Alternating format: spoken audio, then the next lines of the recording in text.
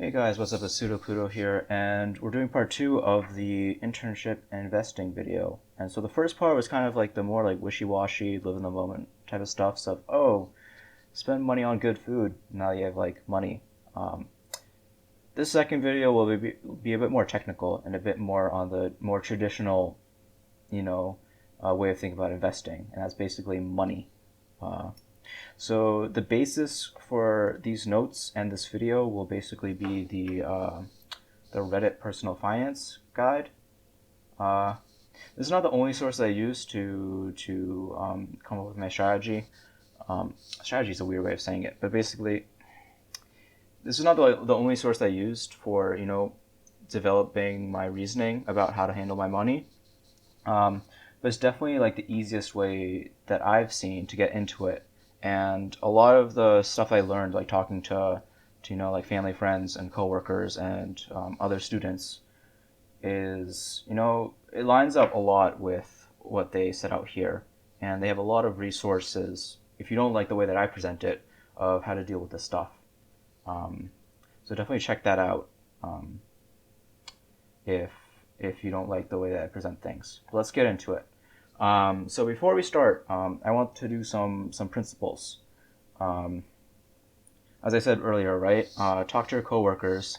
They know the company and its benefits better than I do, right? Every company is different in terms of the kind of benefits they offer, whether it's like 401ks, stock options, stock purchase programs. Um, yeah, and if especially full-time employees, right? They'll have kind of like the inside scoop on what's worth your time and what's not worth your time in terms of what the employer is offering. Also, they're older, so they've like have mortgages, they bought houses, so they know how to handle money, and they'd be more than happy to kind of like impart their knowledge on you during like lunchtime or whatever. That's kind of how I learned a lot of this stuff, at least in the beginning, right? During my first internship, during lunch, I would just sit with the older guys and just like ask for advice and stuff, and that's how I learned a lot of this stuff. So I suggest you do the same. You'll make friends with them this way. But yeah, let's get into it. Another tip is you should get in the habit of reading up on. Uh, don't invest too much time into this. You can really go down the rabbit hole. But you should really, get your own reasoning around the basics of this stuff. Um, the main areas you need to cover is like investing, which we're kind of going over here, but there's only so much you can read up on that. But the other two things, right, is kind of like the IRS stuff. So for taxes, um, kind of getting an understanding of what your country, and I'm making an assumption of the states here because this is for um, my college and this is why I know the best. But basically, knowing the tax stuff for where you're working and where you're living, right? Like, what are does it use a bracketed system? What are the rates? What are the tax advantaged accounts for retirement? Are there any like special things that you need to know? Um, and in that similar vein, the stuff that your company offers in terms of benefits, right? In terms of stocks and other investing things. Another point is don't waste time on the small stuff, right? Um, Basically, this means like don't get too deep into it. If you have the basics down, you'll be fine like 99% of the time. You can really waste a lot of time, trying to be optimal about things. Um, Another thing is don't be scared of making new accounts. I see this a lot of time. I've noticed this in my friends too, right? Where they're like scared about like opening a brokerage account or whatever, right? Um, this stuff seems like very like mature and adultish. It's not. If you made like a checking account or whatever, it's basically the same thing. It's not as tied down as it used to be. If you want to change accounts, you can transfer things over. It's all online now. You're not locked into anything basically. So don't be scared about making accounts. At one point, like when I was like still learning things, I had like 3 accounts across like 2 brokerages.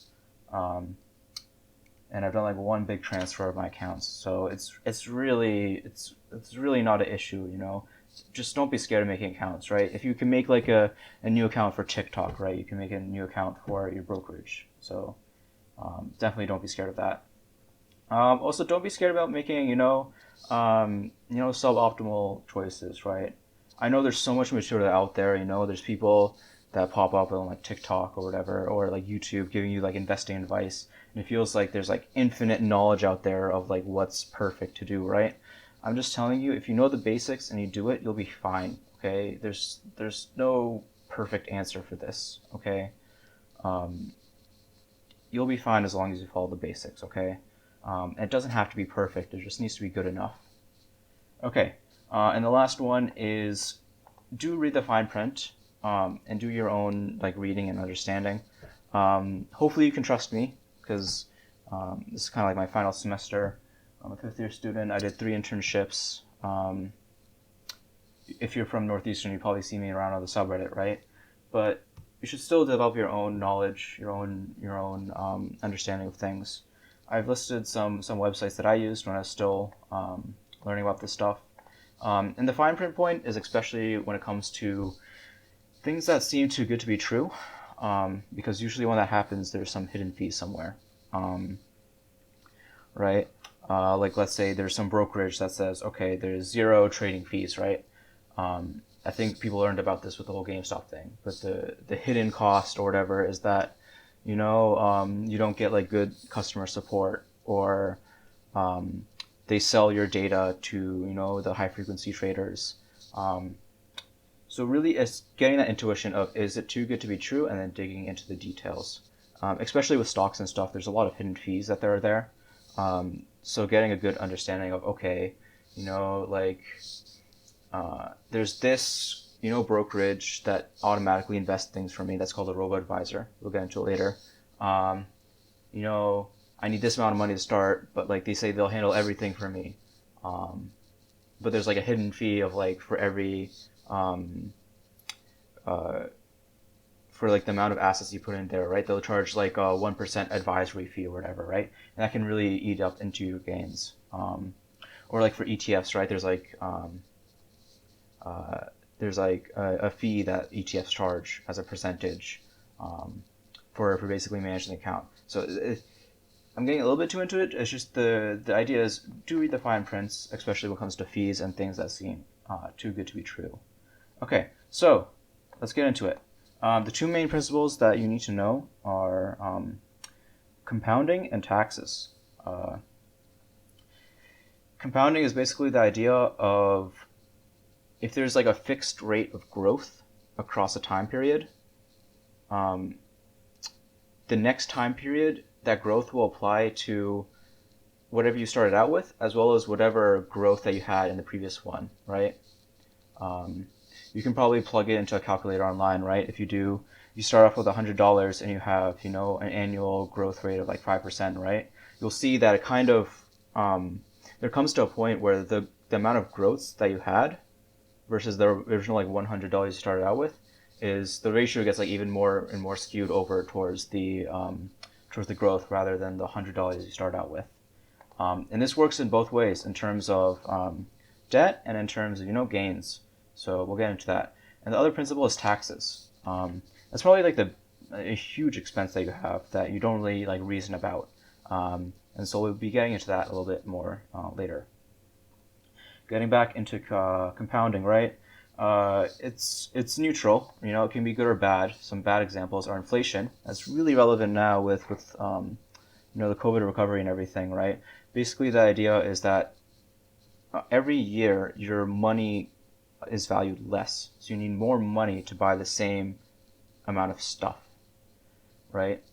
And inflation does compound. Every year your money gets weaker and weaker and weaker and weaker.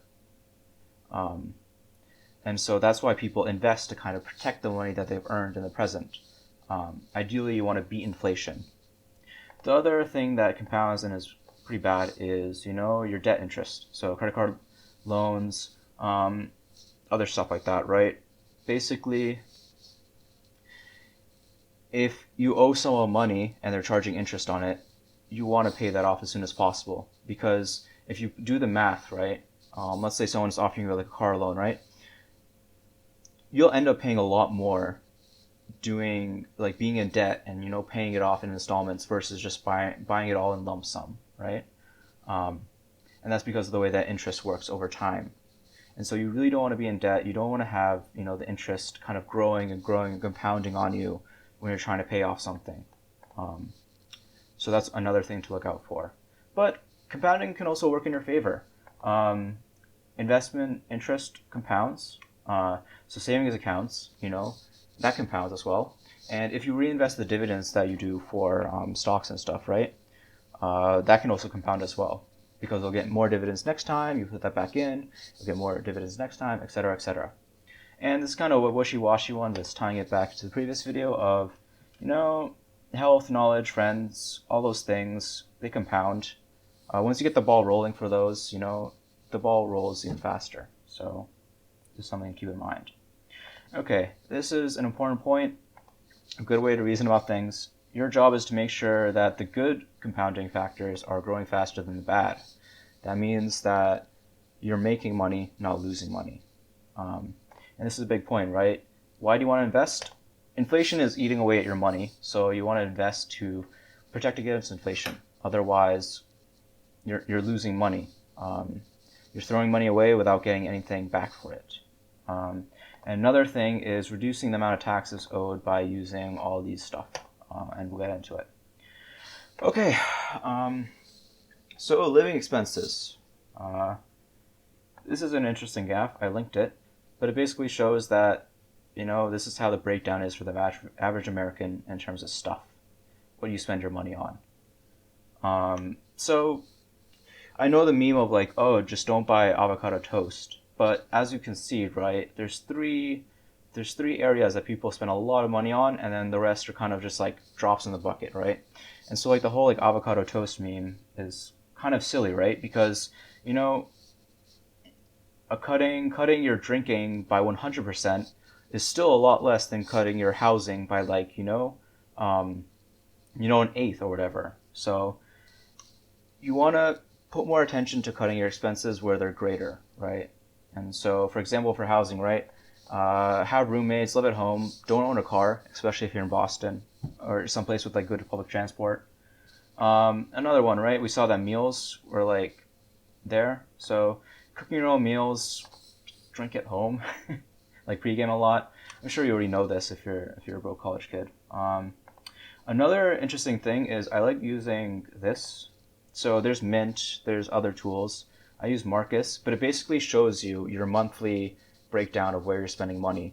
And it's a really good way of getting an understanding of where your paycheck is actually going, right? And that way it helps you budget, it helps you, make financial decisions of, can I really afford moving to, a better apartment?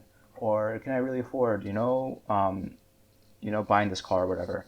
So this is a good way to basically, and it's free, you can install it. There's a bunch of apps like it, but the idea is that just getting an idea, of where your money is going is a really, really, really good thing. Yeah, what is this link? We don't need that, but we'll come back to it. Yeah. Okay. Yeah, this goes back to what I was saying, right? Don't overdo it. Think of it as like reducing waste versus starving self, right? Let's say you want to reduce, I don't know, the amount of food that's wasted, right? You'd have much bigger effect by, having, 100 people throw out, 5% less food or whatever versus you consuming like 20% less food. So really think about taking care of like the big drops in the bucket versus the little ones, like housing, transportation, food. Like it's silly to think that, if you're spending, $2,000 in an apartment in Boston, but you're thinking of cutting out, your daily coffee fix, which amounts to, what's like $100 a month. Like it's kind of silly, you should get a good understanding of where you're actually spending your money. And this is the last point for this one. You should really get a credit card. It's free money. If you're not using a credit card, you're just basically like burning whatever money you're spending. An example of this is I don't know if I have Odo, but yeah, I have this credit card, 3% back on dining and grocery stores. So you saw this bucket, right? So for this, 7,000, I only spend 97% of that. I because I'm using a credit card, which is kind of ridiculous. It's free money, it's on the table. All you need is good self-control. And using a credit card is actually more important than just saving money, right? Um, let's see. Yeah, you need to start building credit, especially if you want to get loans and stuff, right? Or if you want better credit cards. And a huge factor in your credit score is the amount of time and your kind of like credit history, where they have the history of you paying off your credit card bills on time and stuff. So really starting earlier is better. And um, if you have your internship, if you're getting money on your own for the first time, like you should just get a credit card, right? Just if you're a bank that has like your checking account like offers a credit card, just get one. You don't have to use it. Besides like just little bits like here and there, but just having that credit card open, it's helping build up your credit score, which is a very good thing. And yeah, I see a lot of people using debit cards. I don't know why. If you have the ability to get a credit card, I would. You have protection for fraud. You have extended warranty for stuff that you buy, and especially if you're traveling, right? Credit cards, there's like no fees for like using foreign currencies. Uh, at least if you like read the fine print, as I said earlier, right, and choose one that doesn't have like foreign transaction fees and stuff. Okay, so once you've kind of optimized the way that you're spending money, right? Next thing you want to do is save, and a lot of people kind of overdo this one, I feel. Yeah, but let's go over the basics of it. Don't keep all your money in your checking account. You're getting no interest on that. We talked about inflation, right? Inflation's eating away at your money. I know interest rates are kind of bad right now, but at least it's better than nothing. You're not burning money, or as much money rather, by keeping it in a savings account versus a checking one. What do you save for? As a college kid, I actually don't know too much stuff that you'd like really save for. But I listed some that I could think of. Emergency money. You have a large credit card bill. You go wild with a club or something. Medical stuff like you or your pet cat or whatever. Emergency hotel. If you have to like visit someone for emergency, like just having money on hand is always a good thing, right? Future car, housing deposits, like loans, whether it's like college or other stuff, trips, future trips that you want to do. Yeah, honestly, this is actually kind of a decent one. When contributing to stuff like IRAs, and we'll get into this later, you can do it like all in one go in one lump sum, or you can spread it out, right? But just kind of earmarking that money for, okay, this is going to be my investing money. Can be good, right? You kind of organize where you want to put your money. So that's an interesting way of using a savings account. Again, don't overdo it. Oversaving isn't going to reduce risk; it gives you more risk. As you said earlier, right? Inflation is compounding, and it's eating away at your money, right? And savings alone isn't going to protect your money from inflation. So if you put all of your money in savings, you're still burning money. Inflation's still eating your money, right? So really, savings is just kind of like medium storage area for money, right? You don't need it right now, as you would with like credit cards or debit cards or a checking account, but you're not like locking away for like a year like you would do for like stocks or other investments. It's kind of like in kind of like on deck in baseball or whatever, like on the bench for basketball or whatever. Yeah, so it's a good place just to park money for kind of like in between periods. And this is another point. I'm not too happy about this point, but if you have questions, just leave in the comments. But the idea is that you don't have to put savings right in just a savings account. Like a savings account is like the traditional example, but depending on like your risk factors, right? And that's a weird term to use, but basically just like how bad it would be if you need that money and it wasn't there, basically, right? So depending on that factor, right, you could decide to kind of distribute your kind of savings, right, and spread across like low risk investment areas, right? So example of that would be like bonds, right? Which would have a higher kind of like, I think it's yield or something, right? But have a higher return than a savings account, right? Broad index funds, like you can get index funds for the entire economy of the world, right? And so basically, unless the entire world goes to crap, like it did during COVID, your money is decently safe, right? You'll get some gains, but it won't swing, it won't fluctuate as violently as some more narrower funds or whatever. And then this is a new one. This is one that I'm playing around with. It's very new. I'm not too happy about putting this here, but it's something to think about, and it's crypto savings account. It's basically you lend out cryptocurrency that you bought to other people trying to do some investing with it. And you usually get higher interest rates on crypto savings accounts versus traditional savings accounts. But the risk is a lot higher. So, for example, my crypto savings account gets 8% annually, and my normal savings account gets like 0.4% annually. And I forget what the inflation figure was for like this year, right? But it's something crazy. I think like 7 or something. I have no idea actually. But obviously, that just shows, right? Like savings account won't protect you against inflation. Okay, next step. So you cut your living expenses. You got your savings. It's February as I'm recording this, so that means it's tax season. And a lot of people are kind of scared of taxes for some reason, which I don't really understand. If you're not, hopefully you had like a friend or a family friend or like your parents or someone kind of teach you about them and teach you not to be scared. But taxes are like a huge expense, and I don't know why, but people are really scared about them. And it's worth learning about this. I'm dead serious. So we're just gonna go over like a high level stuff, and very specific to internships and stuff like that, right? But definitely learn about this stuff on your own time. Okay, so taxes. Yeah, I think this is a big point for internships specifically, is that the way that tax withholding works, right, it assumes that you're working full time for a full year. And so the amount that the government takes away from your paycheck, right, is because they think that you're working there for the full year. But for an internship or like a co-op, right, you're only working there for, like a portion of the whole year. So realistically, you're going to get a refund when you file your taxes.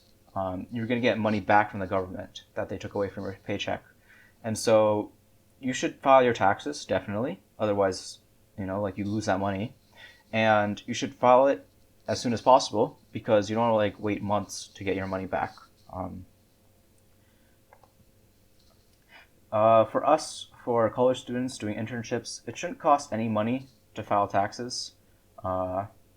This is the website that I was showing, right? These are all like the free file offers. And this basically means that it's completely free to file your taxes. And so this is the one that I use, Tax Act. I used it for all 3 of my internships, basically. And it was super easy, super simple. Don't pay TurboTax or whatever, or H&R Block to do your taxes. That's more for people who have like houses and like families and all that stuff they need to consider. And that's actually a pretty interesting point. I put this point here, but it might not be true. But because you're doing an internship, I think it'd be more advantageous to file your taxes independently and not have your parents claim you as a dependent. And this is for 2 reasons, right? One is that you want to get money back from your paycheck rather than it going to your parents, right? And 2, and the less like weird reason is that it's a learning experience. You want to learn how to do your own taxes. So I would file as an independent single person. You're probably not married, and that means that you can use all these programs, and you'll be fine basically. And your taxes should be super simple, super easy. Don't stress about it, okay? So basically, come January, February, you'll get like a bunch of emails or letters in the mail saying, okay, you got your tax forms. And you'll need all of these to kind of file your taxes. For some reason, the government can't do it automatically, so you got to go into that software and punch in all the numbers from your forms. And that's super fun, super not tedious. But that's basically how you file your taxes. You get all those forms and you just plug it into the software. Okay. Here's the one thing that is interesting for students specifically, right? Is credits versus deductions. As a student, you're probably going to take the standard deduction unless you have some interesting scenario with like how you're paying for college, right? But basically, the idea is that credit is that once you get your tax, like your calculated tax amount, credits will basically reduce that amount that you have to pay to the government. Okay, deductions reduce the amount of your income that the government then taxes, basically, right? So an easy way to think about it is that, like credit is like a blank like $10 off thing, right? Well, whatever it rings up at the till at the store, you just take $10 off. A deduction is you take, like 10% is very generous, right? But it's basically saying like whatever it rings up at the till, you just knock off 10% of that. But the thing is, for most college kids doing internships, you just want to take the standard deduction. I would not go through all the hassle of itemizing to calculate your own deduction. It's probably not going to be worth it. But there's two credits that are worth thinking about. So if you contribute to a retirement account, you can get this credit, which is free money basically from the government. So you get rewarded for doing the right thing anyways. It's free, easy money. And the other thing is the education tax credits. This one's a little bit trickier, but it's basically if you pay for tuition, right? You can basically get a credit back for certain education expenses, right? For paying for tuition or for paying for like textbooks, even laptops if it's required by your degree. For example, right? I'm a CS major. I got a new laptop, and so I was able to get credit back from the government for my laptop, which means I didn't really have to pay for it, which is awesome. So that's one example of why it's like worth learning about all this stuff. But yeah, this was like a super high level overview of taxes, but the main idea is to do it and do it well, but it shouldn't be stressful, okay? It should be very straightforward. Just let the tax software guide you and Google stuff if you're confused. Okay, retirement. As a college kid, you're probably not thinking about retirement all that much. But this kind of ties into the two principles that we talked about earlier, right? Which is taxes and compounding. So as a college kid, right, your tax bracket is really low right now. Because you're not working a full-time job, you're only working for part of the year. And even if you get like a higher level internship, right, it's probably not as high as a full-time job with the other benefits that a full-time job gives you, like stock options and stuff like that, and like signing bonuses and stuff, right? So your tax bracket is really low, which means that a tax advantaged account that takes post-tax money, like a Roth IRA, is a really good deal, okay? And this is what I highlighted right now, right here, is Roth IRAs are a really good deal. And basically what you can do is after you get your paycheck, right, you have your paycheck land in your checking account, right? You can take that money and you can put it in a Roth IRA. And basically, whatever money you add into a Roth IRA, you put in investments, and then when that money grows, it grows tax-free, okay? And then once you reach a retirement age, you can take out, whatever money you put into your Roth IRA and whatever gains you got, right? And you can take that out all tax-free. You don't have to pay taxes on it, which is really good because basically in return for paying your low tax rate right now, you're getting no taxes on the future on whatever money you put in and the amount that grows from that, which is an amazing deal. especially since you're investing so early. You have a lot of time for that money to grow. And so it's a really good deal. You should do that. And really, this is like the primary kind of like retirement account you should really be thinking about.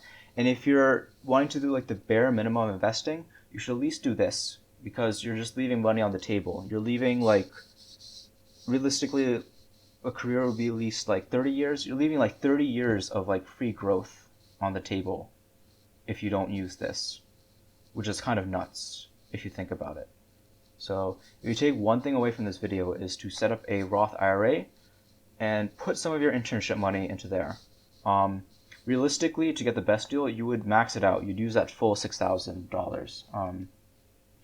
And if you're doing like a tech internship, whatever, you can afford that. Trust me, you can afford that. If you can't afford that, then you probably need to make some cuts to like your lifestyle and stuff. But you should be able to afford that. Your tax return itself should cover like at least, like a third to half of that, basically, right? So it's really a no-brainer. And going in that line, right, if you want to do like the bare minimum investing, I would recommend a robo-advisor. And that kind of sounds sus or whatever, but basically what a robo-advisor is a set of algorithms that basically takes in your money, takes in basically a spectrum of ETFs, which is basically a collection of stocks and things, and then distributes the money according to a strategy among those asset classes. And so the one that I recommend is Schwab Intelligent Portfolios, because it has 0 fees, and they have a pretty good ETF selection. But yeah, let's switch over to this. Yeah. So here are the main robo-advisors. As you can see, Schwab has a lot under its management. Vanguard is also a good choice, but I think you need a high amount to start off with. I forget if it's like 20,000 or something around there to basically start out with. Most robo-advisors require like a certain base amount that you need to start out with. Like I think this one is like 5,000. I think this one is also like, I think Wealthfront is lower. That's my other recommendation. If you don't like Schwab, you can go for Wealthfront. I think theirs is like 1,000 or something. But yeah, this basically shows how it splits up the money. So it basically takes your money and says, okay, I'll put 81% of it into stocks and things, right? And as you can see here, stocks is not one big chunk, right? It's split up into many different asset types. Then it has fixed income, which is stuff like bonds. And so that's another chunk, right? 10% goes to bonds. Commodities like gold and silver and things like that, right? 2% cash is 7%. And as you can see, you get pretty decent returns above inflation. So it's a really easy way to have a nice, diversified, low risk portfolio for zero brain or research on your part, right? You can treat a robo-advisor just like you treat a savings account. You need zero effort besides just putting money into it, right? You let the algorithms and the programming do it all for you. Going more into the type of asset classes, right? So here they kind of, and all these links are in the notes as well, right here. Where do we go? Yeah. So 81% of stocks. What does that mean, right? So you get U.S. large company, right? We get international large company. We get U.S. real estate. We get international real estate. We get U.S. high dividend stocks, right? So basically, for a fee of 0% and just having some extra money parked in cash, right?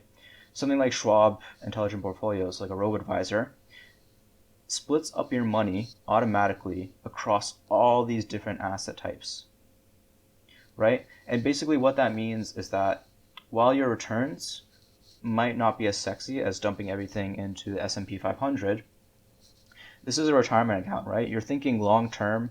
You're thinking one day I'll need this money, right? And I want the money to be there. I don't want something like COVID to hit right as I'm retiring, right? And I'm panicking because, the amount of money that I had and like suddenly half or whatever, right? So this is a very nice and simple way of not thinking about investing but still investing. And it really takes away like all the emotion, all the research, all the kind of bombardment of information about investing, and makes it into the simplest thing possible. And that's why I really recommend robo-advisor for your first like Roth IRA. Once you get more experience, then you can make your like a second Roth IRA, right? One that's not a robo-advisor, and trade stocks on your own in there, right? But your first internship, you're just getting into investing. You want to take advantage of your low tax rate. Just get a Roth IRA, park the 6K in there, and just let us do its thing. Don't worry about it. Another point to know is that worst case scenario, worst case emergency, right?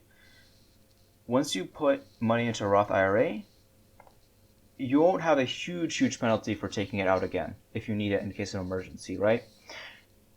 You don't want to be doing this too often because it is your retirement. This is money that you saved for the long term. But just in case you need it, it's there. And basically how this works is when you take the money out, you'll have to pay a penalty on the percentage of the money that's in your account right now that's growth, basically. So you put 6,000 in, the value is like 6,600. You want to take out, like 1,000, right? So basically pay a penalty on the, ratio of 600 over 660 because that's the growth, right? And you'll pay that penalty on the 1,000 that you take out. Very simple, very easy. The penalty is not as big as other retirement accounts. It's still there, but it's a lot less punishing if you need to take money out of your retirement account for, like worst case scenarios. So I really recommend getting a Roth IRA.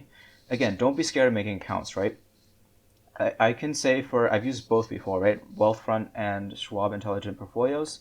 It's basically a savings account, right?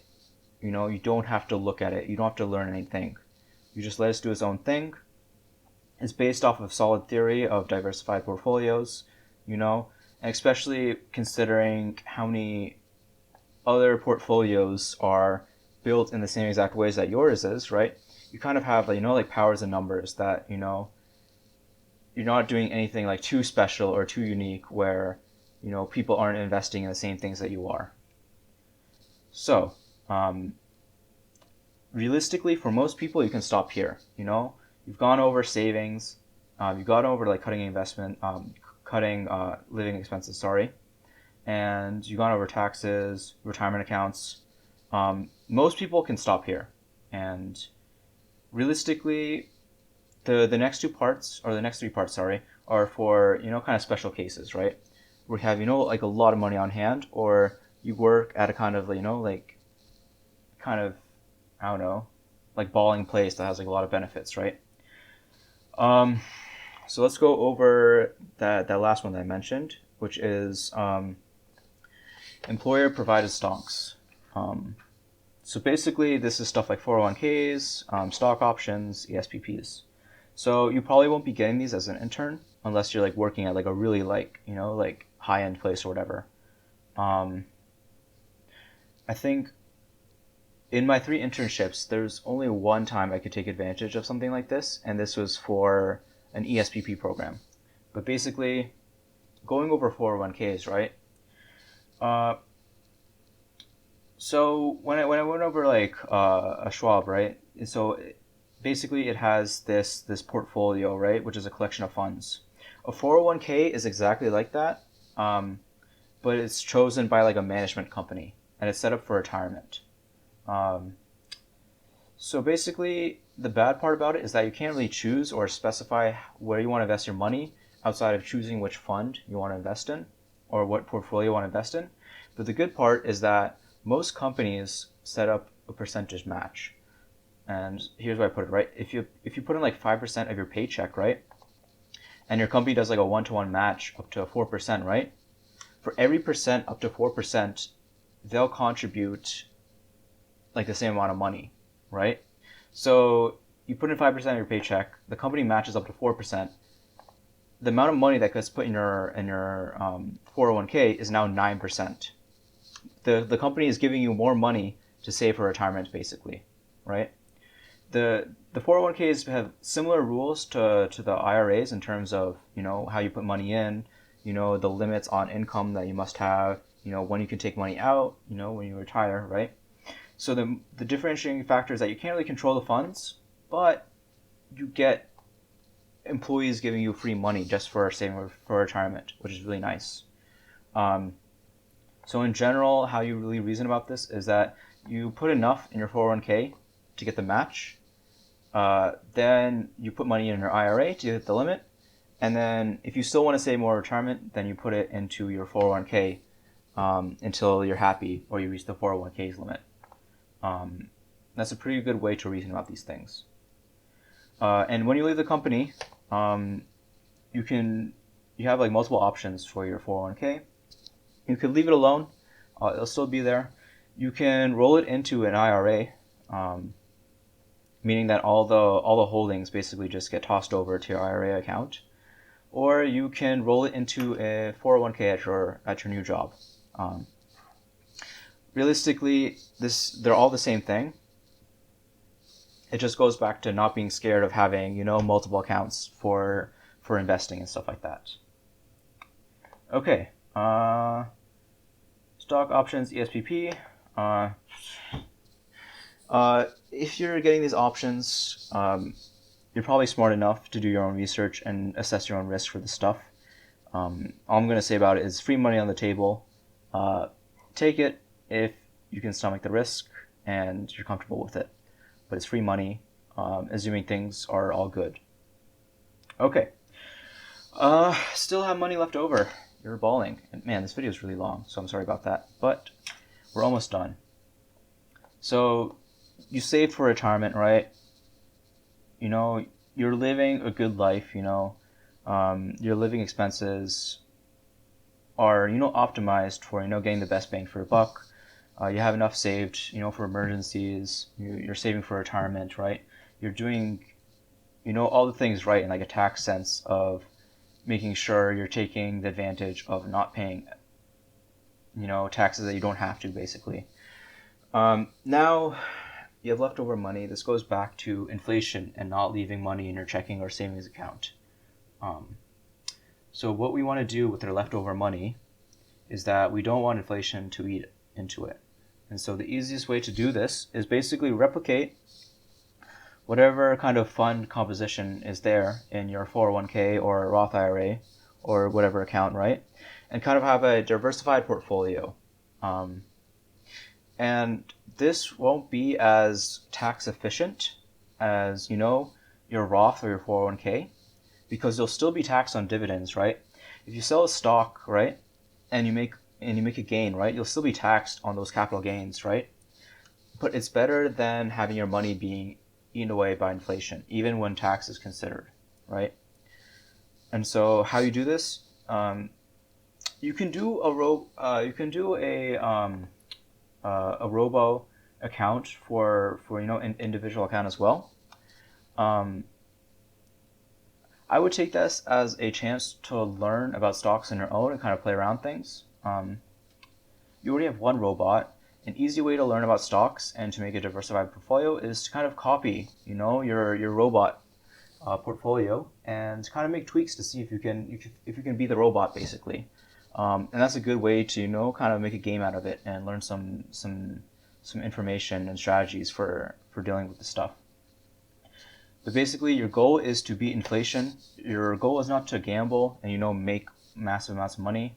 And a huge part of that is please don't sell your shares if you're making a gain until after your purchase, unless you want to pay a high amount on capital gains. Capital gains is basically how much money you made by buying low and selling high of a stock.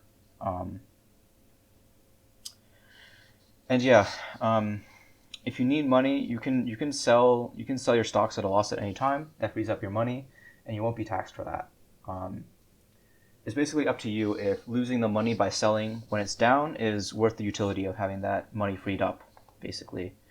But yeah, the whole idea of this is that you're not, doing short-term trades. You're locking away money that is surplus, right? And you don't need it in the medium term, right? Otherwise it'd be in your savings.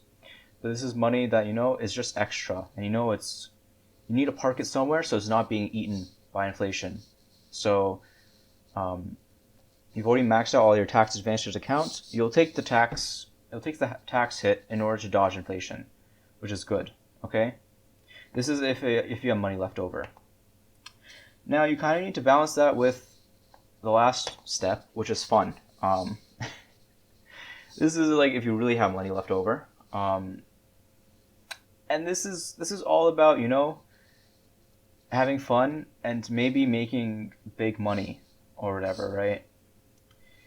This is the more riskier investments, right? This is going into individual stocks, like GameStop or Tesla and stuff like that, right? This is where you bet on like individual stocks rather than kind of like sectors of the economy or economy as a whole, basically. Crypto goes into here as well, right? You can go into like small meme coins that are just launched, right? Or you can stick to like Bitcoin and Ethereum. I would look again at the savings accounts where you lend stable coins like Gemini US dollar and what's the other one? Coinbase USD or whatever. You can get pretty good returns, like comparable to like average S&P 500 returns or whatever, just by putting some risk of having people borrow your money for crypto stuff. I'll show you the rates right now. This is the crypto exchange that I use, Gemini, and as you can see, where is it? Terra USD 8%, Gemini US dollar 8.05%. Ethereum, you can get like 1% APY for Ethereum. Where's Bitcoin? Bitcoin 1% APY for Bitcoin, right? This is a little bit more risky because crypto is so new. But doing something like this, like getting interest on your crypto that you lend out, is a bit more safer than just trying to like value invest for cryptocurrency. That's at least my strategy for now, but it's totally up to you. You can do whatever you want with crypto. Just know that it's risky, and it is basically like socially acceptable gambling. Okay. I don't care how many like tech, like crypto YouTubers you watch. It is gambling at this point, right? It's just so new. And speaking of gambling, one thing that I think not many people consider nowadays, but is really fun, is IPOs. Basically, some private company is going public, right? And they're offering their stocks for sale. And so nobody knows the true value, right? Because who knows, maybe in 5 years this company blows up, becomes like the next big company or whatever. Or the company could like crash and fall, be basically just like wiped out, right? But IPOs is basically a way to be, like an early investor in a publicly traded stock. Normally, to get into a stock early on, you have to be like a private investor, something like venture capital, or you have to be in like the right circles to get, a like note, that's not traded publicly on the market. This is like one example, right? And I think I linked it here. It's an IPO calendar. So every week there's companies that are going public, right? And this price is the value of the company right now at this moment, with some premium factored in because it's an IPO, right? But you don't know where the company is going to go, right? I don't know. Let's pull up like Facebook or something, because Facebook is a meme. Oh no. Facebook stock. Yeah. So if we go to Max, right? If you invested Facebook as it IPO'd, right, you made 500% gains, even with this recent snafu. But it is gambling. It's like gambling on an initial coin offering for a cryptocurrency thing, right? But it's something worth looking into if you have the extra money, right? All you have to do is follow this calendar. If you see a company that looks interesting, just buy a couple of shares of it, And it's basically when you have money left over and you're already covering all your bases, you just do this mostly for fun and for the potential upside of, something really, like popping off and you making a lot of money from it. You can probably also do short-term stuff with, you kind of like your fun money, like options and like short value plays or whatever. Maybe like you'll learn like technical analysis and stuff, but really do keep it fun. Don't expect to get like rich through this, if that makes any sense. You'll burn a lot of time trying to outsmart people on Wall Street or whatever, just because it's so fun. So I'd really limit the amount of effort you put into this and just keep it fun and lighthearted. This is extra money. You don't mind losing, and it's basically gambling at a casino. It's the best way to think about it.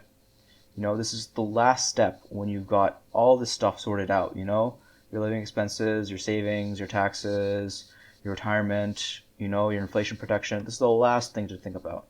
Save crypto and IPOs and stocks, individual stocks and options and stuff for when you have so much money, you value like the entertainment over the actual value of the money itself. That's the best way I can put it, right?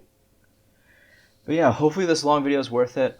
I'll try to go through and add timestamps so you can just skip to the part that you don't want to watch. I'll also post the video notes so you can read through it and not have me kind of ramble over stuff.